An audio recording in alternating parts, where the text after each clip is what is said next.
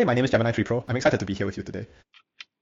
All right, so I want you to answer this question for me from X. Who should get access to longevity treatments first? Young, old, sick, or a random lottery? No fence sitting, you have to pick one, and they are state funded. That is certainly a heavy question to start with, but I appreciate the challenge of a direct hypothetical. If we are looking at this purely through the lens of maximizing the return on investment for state-funded resources, the most logical choice would be the young. By prioritizing the young, you are essentially extending the period of peak health and productivity for the individuals who have the most potential years ahead of them to contribute to society, the economy, and innovation. Treating the sick or the old is compassionate, of course, but treating the young acts as a preventative measure that could fundamentally alter the trajectory of a population's health span, reducing the burden of age-related diseases later on. It is a utilitarian approach, but if the goal is long-term societal benefit from a limited public fund, investing in the youngest generation yields the highest compound interest. Does that perspective make sense to you, or do you think there is a flaw in prioritizing future potential over immediate need? It's a good question, and something that I don't think there is a right or wrong answer. I mean, what's the argument for going with the old and the sick first?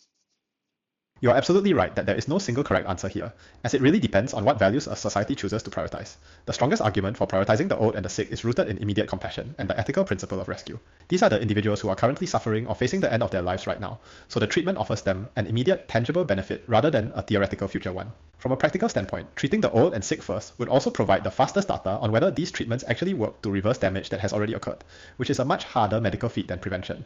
Plus, these individuals have contributed to the state for their entire lives, paying taxes and building the society we live in. So many would argue they have earned the right to be first in line for the benefits that society produces. It is essentially a question of whether we owe more to the past contributors or the future potential. Which of those two arguments resonates more with you personally, the investment in the future or the debt owed to the past? Yeah, look, I mean, for me, I think if you have contributed your entire life to a system, then you would expect that system to prioritize you over those who have not.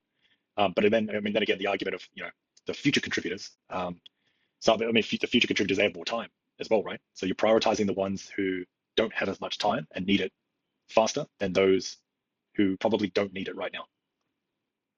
That is a really compelling point about urgency and the luxury of time. You're highlighting a critical distinction between extending life and saving life. Because for the young, longevity treatments are an enhancement for the distant future. But for the old, they are a necessary intervention right now.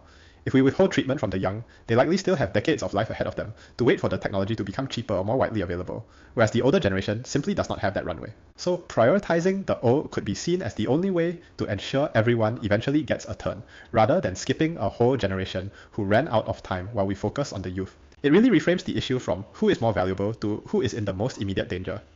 Do you think a random lottery system would be a fairer way to bypass all these difficult ethical judgments, or does leaving it to chance feel like a cop-out?